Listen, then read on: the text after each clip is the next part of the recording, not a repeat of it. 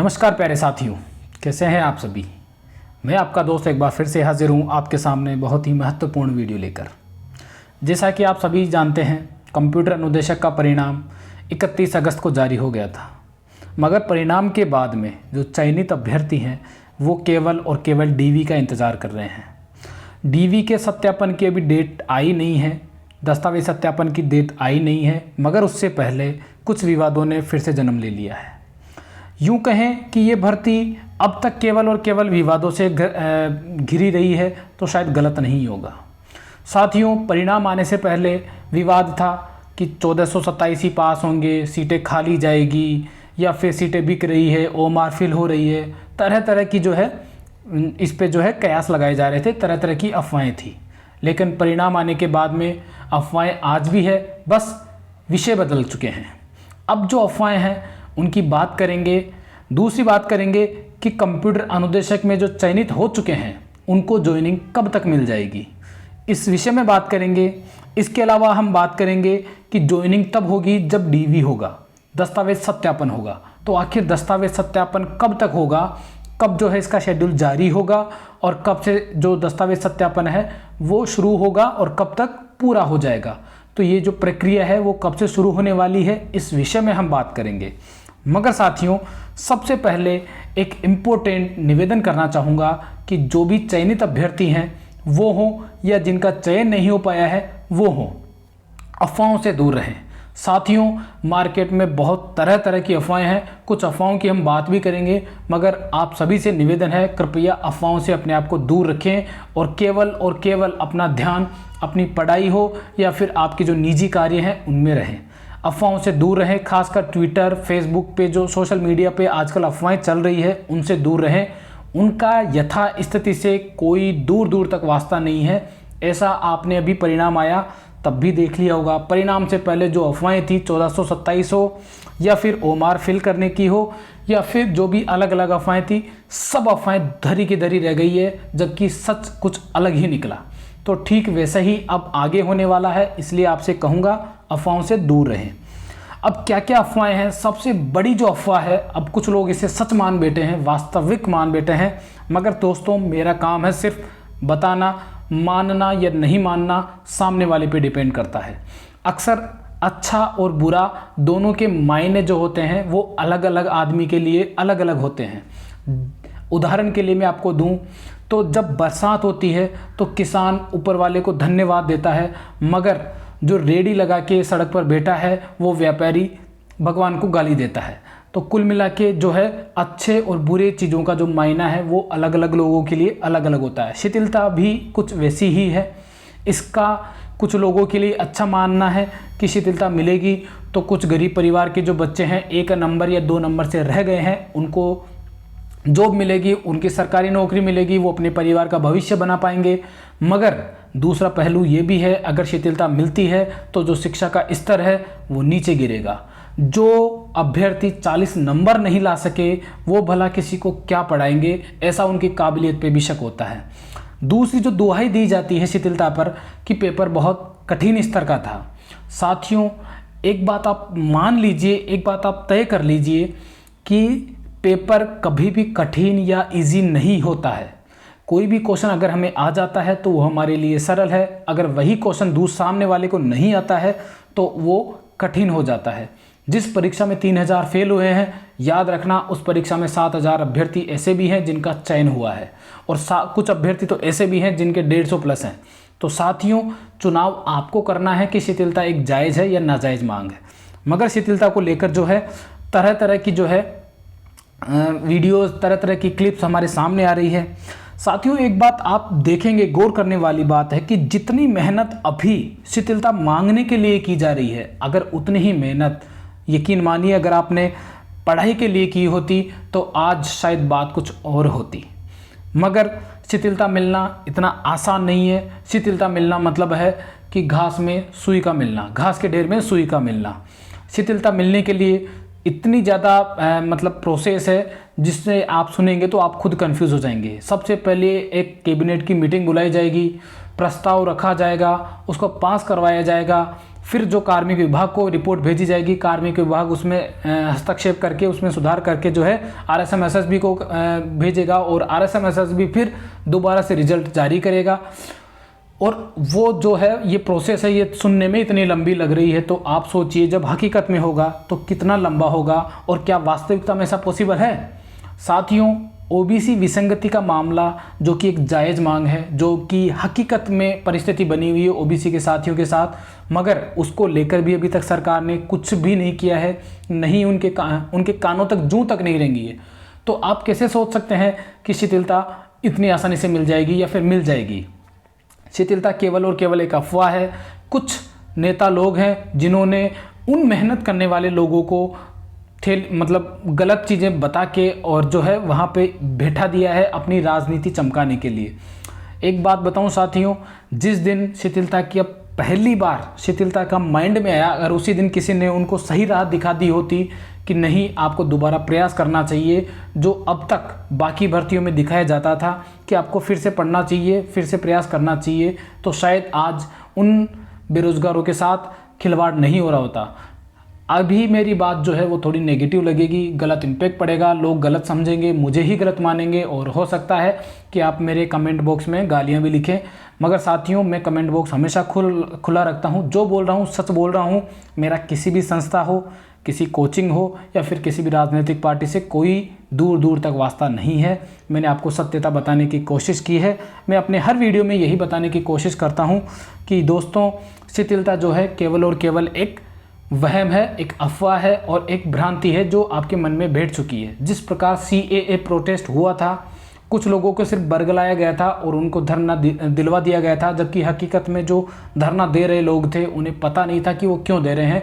ठीक उसी तरह शिथिलता वालों को भी बता दिया गया है कि नहीं, कुछ इस तरह का जो है आपको 1-2 नंबर कम करके दिया जाएगा, रिजल्ट जारी हो जाएगा तो आपको मिल जाएगा। जबकि मैंने आपको इसके दोनों तरीके बता दिए हैं। ना ही तो इससे सरकार जो वर्तमान में है उसको राजनीतिक फ़ायदा है, ना ही तो इसको वोट बैंक का फ़ायदा है, ना ही उसको जो है किसी प्रकार का धन मिलने वाला है। उनको केवल और केवल नुकसान है।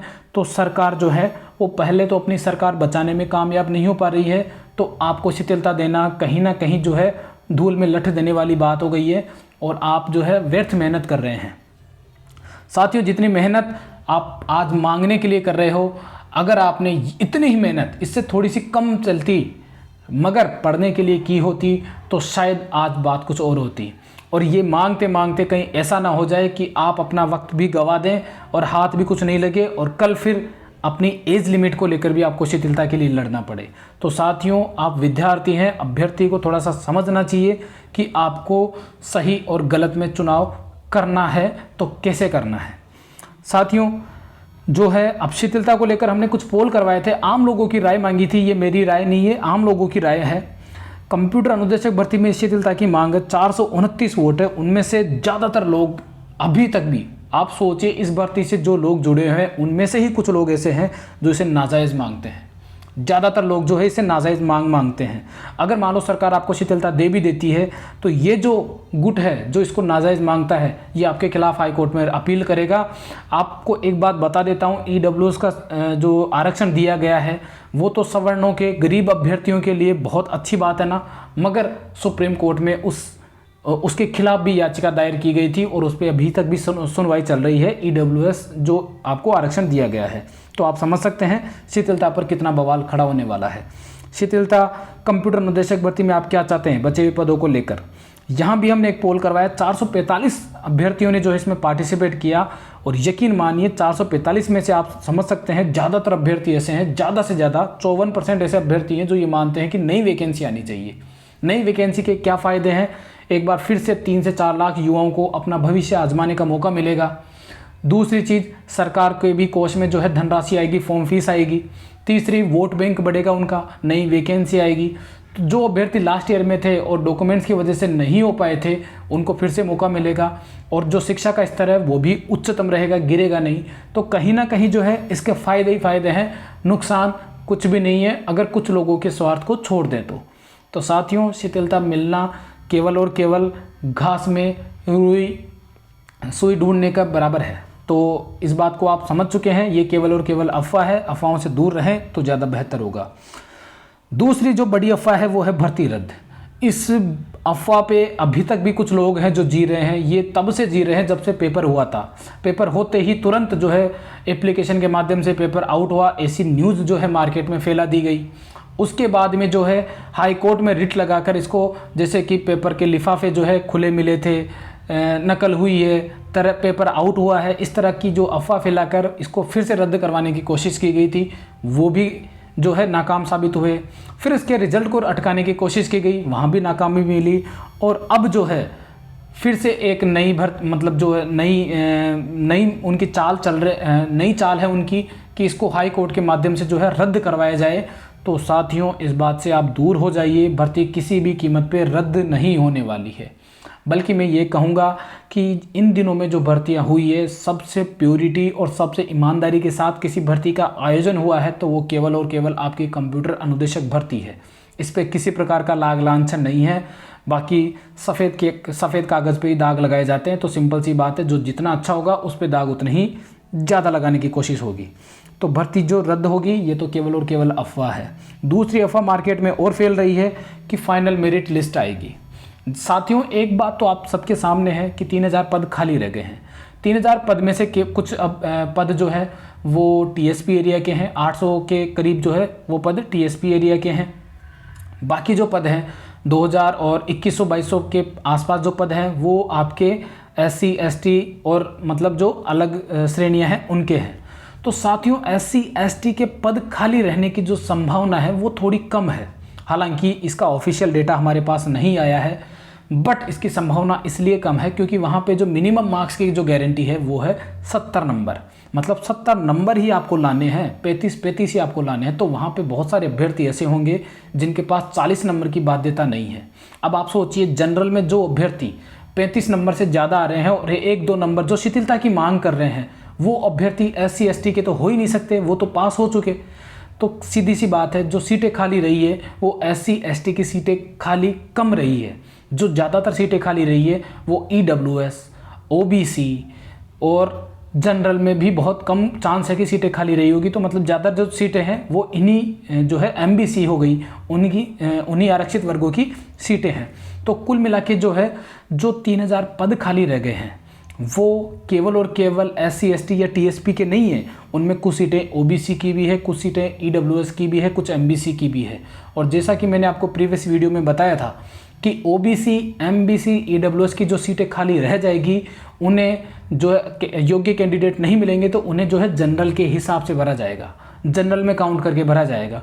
तो साथियों, जनरल की जो सीटें हैं अभी फ़िलहाल मेल और फीमेल की मिलाएं तो 3200 सीटें हैं। मगर उन खाली सीटों को भी अगर उनमें जोड़ा जाए OBC, MBC और EWS की, तो ये आंकड़ा बढ़कर जो है 5000 के आसपास पहुंच जाएगा।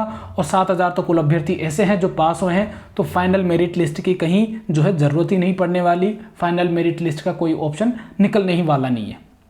कुछ लोग सोचते हैं कि जिनके ज़्यादा नंबर आ रहे हैं वो OBC में चले जाएं, जनरल में चले जाएंगे। जैसे कोई अभ्यर्थी OBC का है और उसके 100+ नंबर आ रहे हैं तो शायद हो सकता है वो जनरल में चले जाएं। साथियों, इसकी संभावना बनती है और होता भी है, मगर वो कब होता है जब 2 गुने अभ्यर्थी पास किए जाते हैं, कट ऑफ निकलती है। लेकिन यहाँ पर मामला जो है मिनिमम का है। यहाँ पर जो भी होगा वो केवल और केवल आपके कैटेगरी वाइज होगा। तो कैटेगरी वाइज ही आपकी जो है आपको ज्वाइनिंग मिलने वाली है। दूसरी जो चीज़ है वो अफवाह है, वो है रिवाइज रिजल्ट। बहुत सारे अभ्यर्थी हैं जो इस चिंता में अभी तक भी हैं कि रिवाइज रिजल्ट आएगा क्या। साथियों, इस बात को मैं एक बार फिर से बता देता हूं कि कोई रिवाइज रिजल्ट नहीं आने वाला है। जिन प्रश्नों को लेकर आप हाई कोर्ट में गए हैं उन प्रश्नों में से आधे प्रश्न तो ऐसे हैं जो आप किसी भी कीमत पर चैलेंज नहीं कर सकते। मैं कुछ एक प्रश्नों का अगर आपको बताऊँ तो जैसे कि कुछ लोग हैं जो मेरे से मिले थे, जिन्होंने मुझसे बात की कि हम जो है एक तो जो रीजनिंग वाला सवाल है, क्वेश्चन जो सेकंड पेपर था उसमें जो उन्होंने रिट लगाई है, तो क्या उनको नंबर मिलने के चांस है। मैं हर वीडियो में बताता आया हूँ, चाहे आपको कोई सा भी टीचर बोल रहा हो, फिर बता रहा हूँ, उस क्वेश्चन को आप चैलेंज नहीं कर सकते। उस क्वेश्चन को आप चैलेंज किसी भी कीमत पे चैलेंज नहीं कर सकते, क्योंकि वो क्वेश्चन ही गलत है। आपके आंसर आ रहे हैं इसलिए आपको लग रहा है कि नहीं सही है, मगर वो क्वेश्चन ही गलत है। इस बात को आप लिख लीजिए। उस क्वेश्चन में आप कोई बदलाव नहीं देखने वाले। दूसरा जो क्वेश्चन है वो है रेम रोम वाला। साथियों, इसको जब पहली आंसर की आई थी तब से लेकर अभी तक भी लोग भ्रमित हो रहे हैं और कुछ टीचर हैं जो भ्रमित कर भी रहे हैं। मैं पहले भी बता चुका हूँ, अब भी बता रहा हूँ, उस क्वेश्चन में लेकर आप किसी भी कीमत पे कुछ भी दिखा दो, चेंज नहीं होने वाला। तो रिवाइज रिजल्ट, इस तरह के बहुत सारे प्रश्न हैं जिनको लेकर आप कुछ भी नहीं कर सकते। तो रिवाइज रिजल्ट आने की संभावना जो है वो 0.1% है, मतलब आएगा ही नहीं। इस बात को आप लिख लीजिए, 100% जो है ऐसा नहीं होने वाला कि रिवाइज रिजल्ट आएगा। रिवाइज रिजल्ट नहीं आने वाला है, जो रिजल्ट आ चुका वही श्योर है और वही रहने वाला है, इसमें किसी प्रकार का कोई परिवर्तन नहीं होगा। तो ये भी केवल अफवाह है, इससे दूर रहें, आपको जल्द ही जो है डीवी के लिए बुलाया जाएगा। तीसरी जो है हाई कोर्ट रिट लगा के जो है इसको रिजल्ट को बदलवाया जाएगा और जो फेल हो चुके हैं वो पास हो जाएंगे, जो पास हुए वो फेल हो जाएंगे। तो ये केवल अफवाह है साथियों, ऐसा कभी नहीं होता। हाई कोर्ट के माध्यम से अगर किसी को थोड़ा सा फ़ायदा मिलता है तो वो केवल उनको मिलता है जिन्होंने हाई कोर्ट में रिट लगाई है। रिवाइज रिजल्ट का जो है सीन वो बहुत मुश्किल से होता है और इस सरकार के जो है इस काल में जो है ऐसा हुआ ही नहीं और ना ही होता है। चाहे आप वीडियो ग्राम विकास अधिकारी की बात कर लें, वहाँ भी ऐसा नहीं हुआ है, पटवार की बात कर लें, वहाँ भी ऐसा नहीं हुआ है। तो हाई कोर्ट में आप कितनी ही रेट लगा दो, रिवाइज रिजल्ट नहीं आने वाला और हाई कोर्ट से इस भर्ती को कोई फ़र्क नहीं पड़ने वाला। अब जो अंतिम बात आ जाती है वो आ जाती है दस्तावेज सत्यापन। आखिर डीवी कब तक हो जाएगा? साथियों, एक बात तो आप सभी जानते हैं कि हम चाहे कितने धरने दे लें, हम चाहे कितने धरने दे लें, मगर जो है इस जो बोर्ड है वो अपनी कार्रवाई अपने हिसाब से ही करता है। हमने RSMSSB में धरना दिया, हमने शिक्षा निदेशालय बीकानेर में धरना दिया, हम कंटिन्यू इन अधिकारियों से बात कर रहे हैं, मगर जो है इनकी जो मानसिकता है, जो इन्होंने मन बना लिया कि कब रिजल्ट आना है और कब इनका डीवी करवाना है, कब ज्वाइनिंग देनी है, वो इन्होंने पहले से फिक्स कर रखा है। तो यकीन मानिए इन्होंने 1 महीना जो है वो लिया था रिजल्ट, मतलब सॉरी 1 महीना तो इन्होंने जो आंसर की आई थी उसके बाद में 2 महीने तो परिणाम जारी करने में लिए हैं इन्होंने, 4 जुलाई से लेकर 31 अगस्त, और 1 महीना इन्होंने डीवी के लिए लिया है। तो कंफर्म है आपका कि डीवी जो होगा वो आपका एंड ऑफ दिस मंथ होगा। इस महीने के आखिरी में जो है डीवी का शेड्यूल जारी होगा। जैसा कि आप सभी जानते हैं आखिरी आ चुका है, मतलब आज 27 तारीख हो चुकी है। तो कल, परसों, तरसों, मतलब इन 2 से 3 दिनों के अंदर अंदर आपका डीवी शेड्यूल आ जाएगा। इस बात की आप निश्चिंता रहिए, गारंटी रखिए कि ये जो है, मैंने प्रीवियस वीडियो में कहा था कि आपका जो है डीवी शेड्यूल पिछले वीक ही आ जाना चाहिए था, मगर साथियों पता नहीं है कुछ चीज़ें ऐसी हो रही है, या तो ये सरकारी अधिकारियों की लापरवाही है या फिर उनके काम करने का तरीका है कि वो किसी चीज़ को सीरियसली नहीं करते, उनको आदत हो गई है। मगर साथियों डीवी होना है, उसमें कोई दो राय नहीं है, और डीवी का शेड्यूल भी जो है वो आना है, और इस हफ्ते में जो है डीवी का शेड्यूल आ जाएगा, मतलब इस महीने के अंत तक जो है आपका डीवी शेड्यूल आ जाएगा 2 से 3 दिनों में। और साथियों आप सभी जानते हैं आज मंगलवार है, मंगलवार को मतलब डीवी को लेकर वैसे भी कुछ मंगल होने की कामना है। हमें थोड़ी सी इनपुट भी मिले हैं कि आज शायद हो सकता है कि जो जेडी शिक्षा संकुल के पास जो पत्र आया था उसका जवाब वो दे दे और वहाँ से कार्मिक मतलब जो कर्मचारियों की संख्या बता दे कि कितने कर्मचारी लगने वाले हैं, मतलब जो भी उनकी ज़रूरत है जगह को लेकर और कर्मचारियों को लेकर, वो पत्र अगर शिक्षा जो संकुल है वो एक बार RSMSSB को पहुंचा देगा तो RSMSSB जो है वो नोटिस जारी कर देगा। तो सीधी सी बात है, आज मंगलवार है, आज डीवी के रिलेटेड कुछ मंगल होने की ऐसी संभावना है। बाकी कल बुधवार है और बुधवार हम सभी के लिए बहुत लकी वार है। मैं सभी मानता हूँ जिनका भी चयन हुआ है उनके लिए बुधवार बहुत लकी वार है, क्योंकि उन सभी का चयन बुधवार को ही हुआ था, बुधवार को ही आपका रिजल्ट आया था। इसलिए आपको बुधवार को अपने आप को लकी मानना चाहिए, क्योंकि आपका भविष्य बुधवार को बना था। तो बुधवार को जो है अगर नहीं आता है तो हम कल जो है श्री गणेश करेंगे और कल से वहाँ धरना देंगे। 28 सितंबर को मतलब RSMSSB में धरना देंगे। ये मेरी प्रोफाइल है दोस्तों। अगर आप जो साथी हैं वो मेरे से ट्विटर के माध्यम से जुड़ना चाहते हैं तो ट्विटर के माध्यम से जुड़ जाइए साथियों, किशन कुमार, और ये मेरी प्रोफाइल है, इसको आप जाके फॉलो कर सकते हैं। मैंने बता दिया रिजल्ट जो है जो डीवी है वो end of this month schedule आ जाएगा, और अगले वीक में जो नेक्स्ट वीक आएगा नेक्स्ट मंथ का, उसके अंत तक जो है 7 से 8 दिन का गैप लेके जो है वो दस्तावेज सत्यापन चालू हो जाएगा। तो साथियों विभाग अपने तय समय पर कार्रवाई करवाएगा, ये ऐसा हमने पोल करवाया था तो सभी का मानना यही है कि वो तय समय पर ही करवाता है, हम चाहे जो कर लें। और आपने देखा भी होगा तो आप पहले भी समझ सकते थे कि 5 अगस्त को लेकर हम रिजल्ट लाने वाले थे, 5, 8, फिर 15, 20, लेकिन रिजल्ट कब आया? 31 अगस्त को। बस धरना देने से इतना सा हमें लाभ मिल जाता है कि हमें जानकारी मिल जाती है कि आखिर में हो क्या रहा है अंदर, तो थोड़े से इनपुट मिल जाते हैं। तो बाकी होना तभी है जब उन्होंने तय कर रखा है। तो साथियों, इस साल जो है अगर आपको ज्वाइनिंग चाहिए, लेकिन इस बात का आपको ध्यान रखना पड़ेगा, अगर आपको ज्वाइनिंग इसी साल चाहिए तो आपको ज़्यादा से ज़्यादा संख्या में जो है धरना देना पड़ेगा। और कल बुधवार को आप सभी साथियों से मैं अनुरोध करता हूं जिनका चयन हो चुका है वो किसी के भरोसे ना रहें, किसी नेता नगरी के चक्कर में ना आए और वो जो है धरना करें और कल जो है कर्मचारी बोर्ड जरूर पहुंचे। ज्वाइनिंग सबसे बड़ी बात आ जाती है। चयनित के अभ्यर्थियों के मन में चिंता है कि ज्वाइनिंग कब मिल जाएगी, क्योंकि जो ज्वाइनिंग है वही एकमात्र सभी अफवाहों पे ताला लगाने वाला काम करेगा कि जिस दिन ज्वाइनिंग मिल जाएगी सारी अफवाहें अपने आप दूर हो जाएगी। तो साथियों, पेशेंस बनाए रखें। जिस तरह से भर्ती प्रक्रिया चल रही है, जिस तरह से रिजल्ट, फिर उसके बाद फाइनल आंसर की, फिर अब डीवी के लिए धरना, तो मतलब जो प्रोसेस चल रही है उस हिसाब से आप समझ सकते हैं कि इस साल के अंत तक या नेक्स्ट ईयर के शुरुआत में जो है आपको ज्वाइनिंग मिलेगी। उससे पहले कोई कामना नहीं है। अगर आपने डीवी दिवाली से पहले की कामना कर रखी है तो साथियों, मैंने भी कामना कर रखी थी और शायद मैंने अपने वीडियो में भी बताया था आपको, मगर अब वो दूर दूर तक ऐसी कोई स्थिति नहीं है, ना ही ऐसी कोई कंडीशन है जिससे आपको ऐसी मिल पाएगी। तो साथियों, जो ज्वाइनिंग है वो आपको and of this month year मिलेगी। साल के अंत में ही जो है आपको ज्वाइनिंग मिलने वाली है।